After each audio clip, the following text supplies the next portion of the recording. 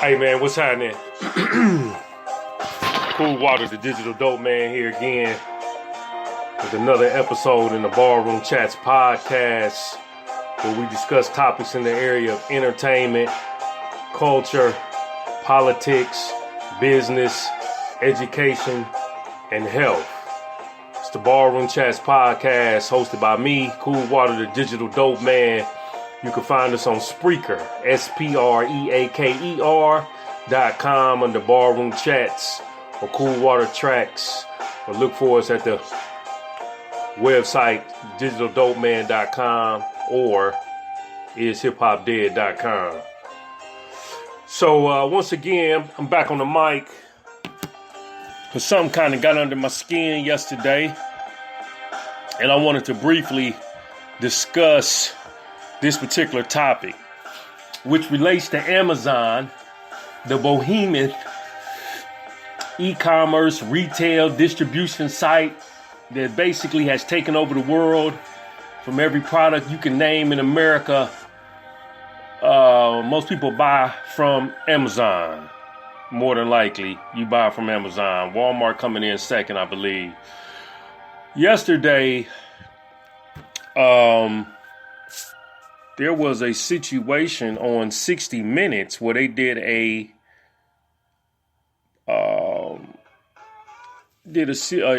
interview about workers working at Amazon's warehouse.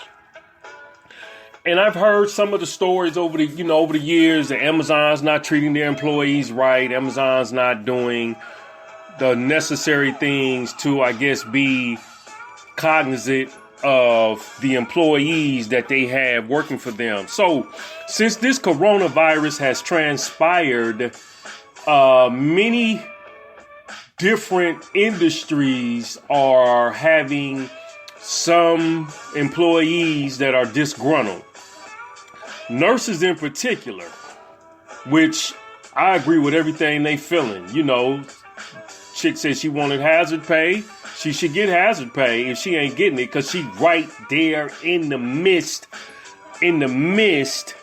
of the situation going on when it comes to dealing with the virus.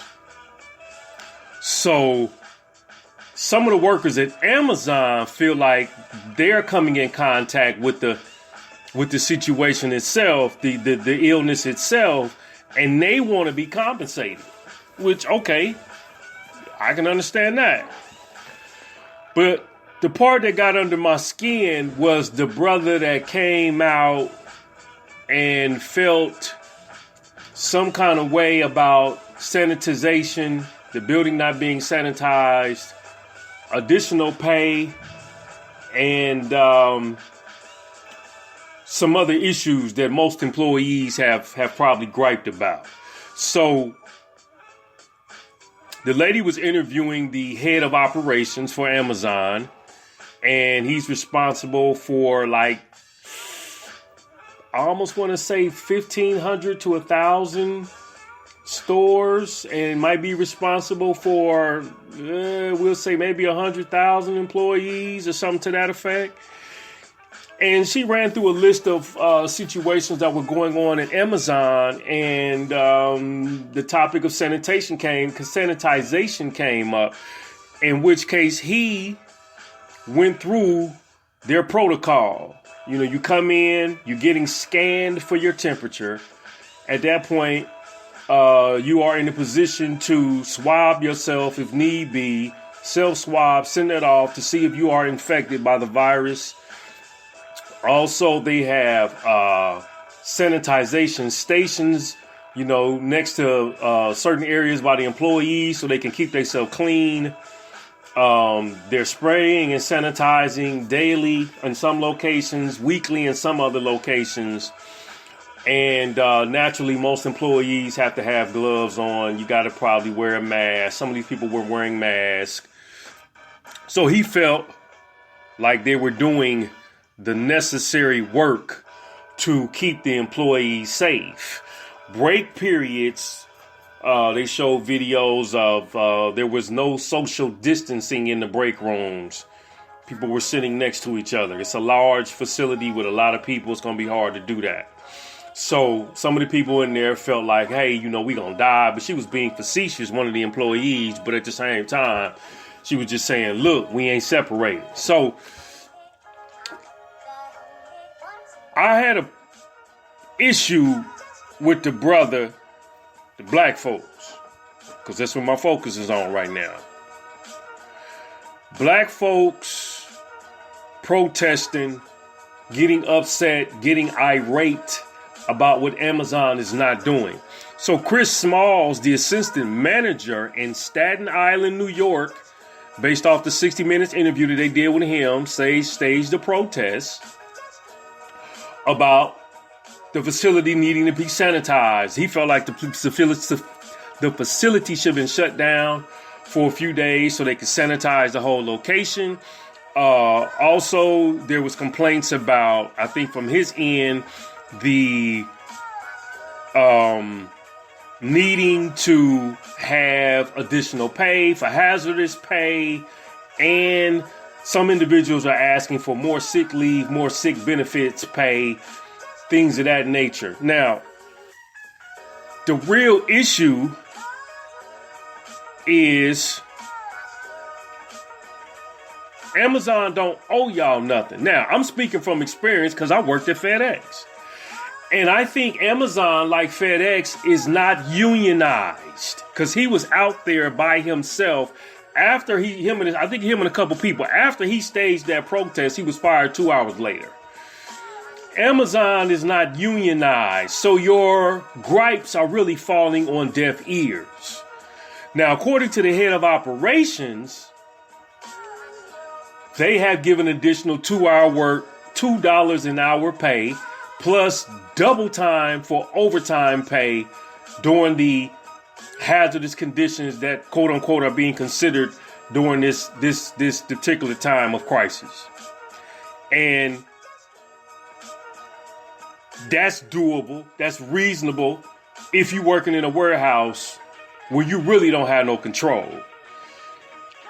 Black folks in particular, because when I worked in Amazon, we had a lot of griping, a lot of complaining, a lot of issues going. Now, when I worked at FedEx.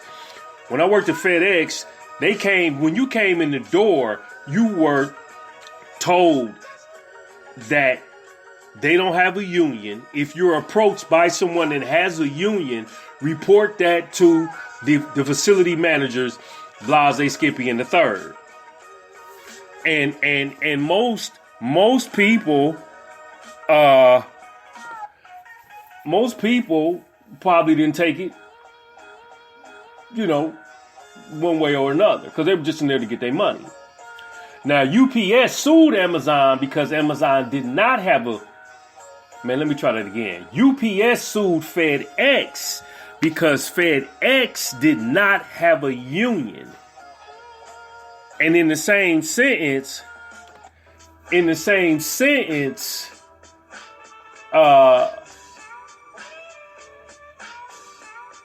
UPS lost that battle, if I'm not mistaken. So the black folks, in particular, who are at Amazon, are griping and complaining about working conditions and about health conditions and about pay.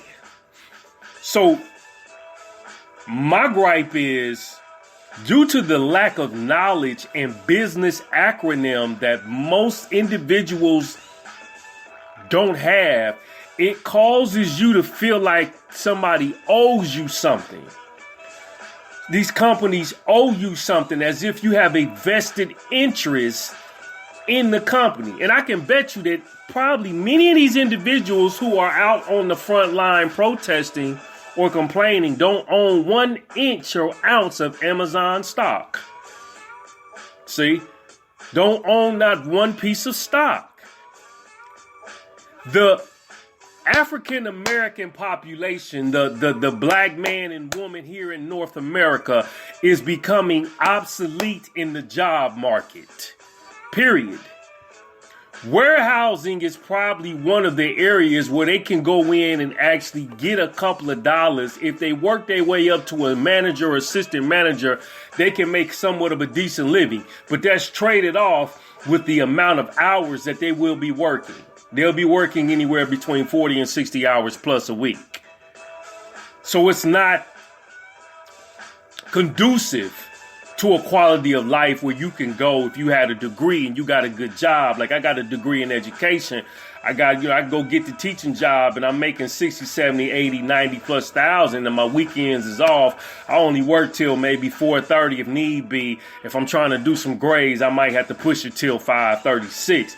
But typically I got a pretty decent work schedule and it's not going to kill me because I can recover during the breaks that we have, during the weekends, during the holidays, things of that nature. But that's not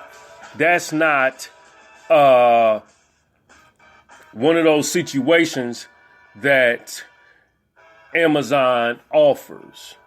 So this brother felt the need to stage a protest because he was feeling disgruntled about what was going on. And my concern is, who told you was obligated? I understand that the laws, when it comes to hazardous pay, is put in place so that you get those incentives. I'm good on that. I get that. But what I'm saying is the overall feeling that you have a vested interest in the company adhering to your feelings about what you feel is right or not right. They don't owe you nothing. It's a job. You'll get fired. You'll get replaced. You have no power. You have no stake in the company. There is no credibility in working a job for a behemoth mega conglomerate like an Amazon. They don't care. When I was at FedEx, folks didn't care nothing about that, man. Some days we would come in and work an hour and they might send us home. You had to deal with that because your check was going to be weak that week.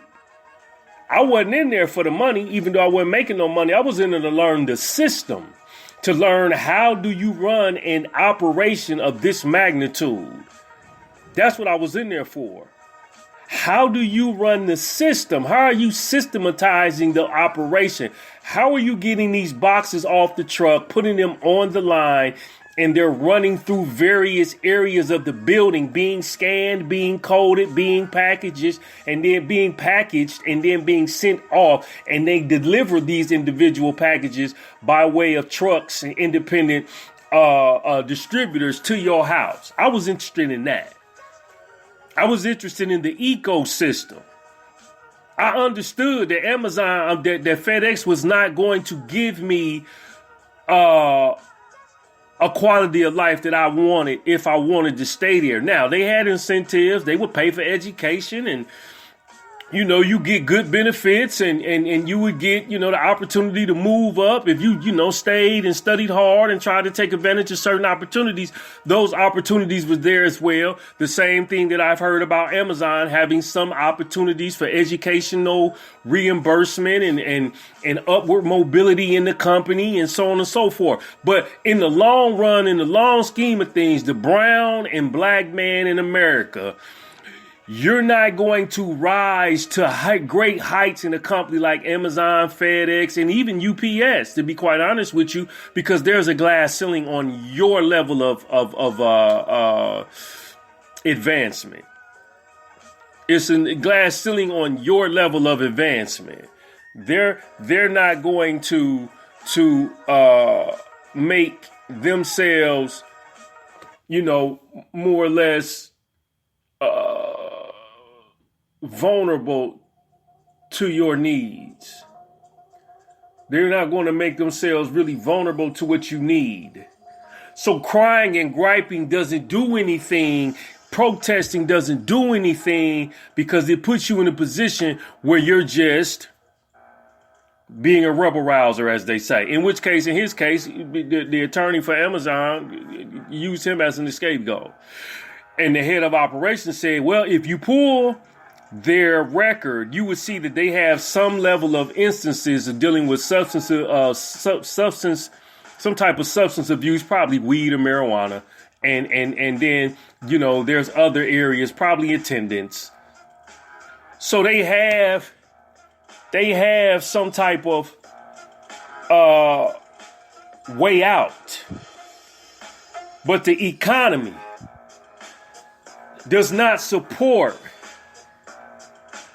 the brown and black folks in America reaping a substantial benefit in economic increase and financial increase.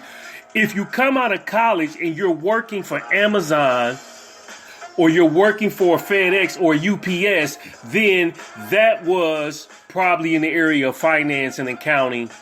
You may be hired on as a logistics manager and they may be paying you $50,000, $60,000. Now they pay. When you get them positions, they pay. But there are not a lot of individuals in those positions. And the people of color are not in those positions to protect. Most of those positions are pretty much positions, the positions down on the lower end, inside the warehouse, inside the plant, where you have assistant managers and managers who are making 40, 50,000 because they're dealing with magnitudes of packagings and things of that nature. And they are paid fairly decent. But the cushiony jobs, the glass ceiling, they're going up towards the glass ceiling, those jobs, you coming through a different medium. And there's not a lot of individuals of color that I've seen and heard about in those areas, those positions. There are some in there, don't quote me now, that they're not, but there's not a large dichotomy of those people. So again, this guy, Chris Smalls, got fired because he felt that he had some right to protest because he felt like the conditions of Amazon was not up to his standard, instead of letting the people that run Amazon worry about it. But see, again, we deal, and I'm talking about brown people, black folk, we deal with a lack of knowledge. We don't want to read, we don't want to research, we don't want to do the necessary homework. If they tell you to wear a mask, you just wear the mask. See? You're not questioning why. Somebody said it was the mask, you wear the mask is supposed to keep me safe and immune. But you don't question why. You don't do the homework. So none of these brothers I can put 2 cents on have probably really read any serious business books and understand the other side of the spectrum when it comes to dealing with Amazon and the employee. Don't get me wrong, I understand you want to be safe. That's understandable. But you also had to be safe by understanding how do you protect yourself in a situation when you're around a lot of illnesses. Amazon can't protect you from no illness, no virus. They can't do it. You have to do that. So you get mad and start hollering, you want more money. I need more benefits. I need more time. I need to be able to take more days. Because you coming in with the beggar's mentality. And I think dude should have been fired at the end of the day. Because at the end of the day, his gripe stood on nothing substantial. It stood on nothing concrete. It stood on nothing worthwhile. You just griping. I seen it at FedEx. I seen it at Amazon. I've seen it in other companies that I've worked around with. You have no leg to stand on. You know what I'm saying?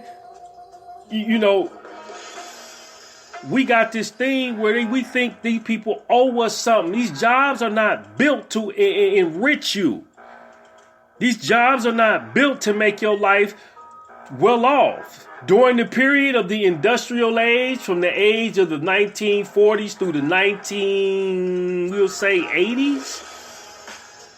the industrial age was a period of time that many of our parents and grandparents made a living working for the factory, working for the manufacturing plant, working for the meat plant, and they got paid pretty well. $60,000, $70,000, $80,000 a year jobs. If you went to school and came back and worked for the company, you got paid even more. We are no longer in the age of industrialization. This is the age of information. And if you're not informing yourself on how to play in a digital economy, in an e-commerce world, you will be neutralized, demoralized, and become obsolete. Hence the reason the black man and woman in America is becoming obsolete. Individuals are upset about Ahmaud Arbery being shot down. We're emotional. We're upset. He ain't had no business being shot. But then you have brothers who have decided from the video I seen to take it upon themselves and arm themselves and go to these white guys' houses and stand off. They ain't there. They at the jail.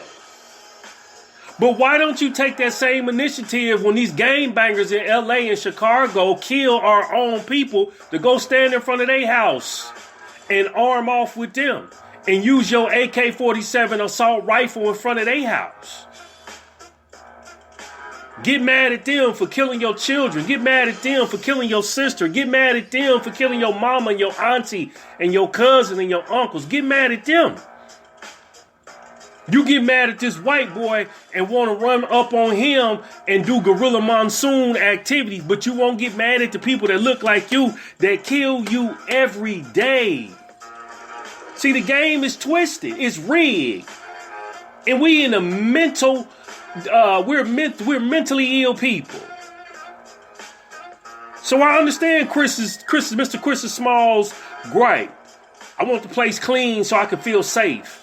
I want the necessary tools in place so I can feel safe. And then I want you to give me some more money. Okay. Well, from what the sound of the head of operations, he did that. What else do you want? You're not an impact player in Amazon because the higher up you go, the wider it get. You dig? So I'm going to get off of here, man. I just wanted to touch that. To the folks that may listen to this that look like me and you got brown skin, understand this. These people are firing you because the positions that they hold are now being ostracized. They're downsizing their positions to save their bottom line. They care nothing about your quality of life or your children. You're going to have to learn how to create your own income and businesses to employ your people. It's Cool Water, the digital dope, man. Check me out at the blog, ishiphopdead.com. Look for me at the home base site, thedigitaldopeman.com. Look out for the ebook that's been selling, going pretty good, How to Guide the Banking Black. Also, check out the other book I got out, America's Best Kept Secret, Vending America's Best Kept Secret. You can see those on Amazon and other locations. Peace and stay blessed. Holla.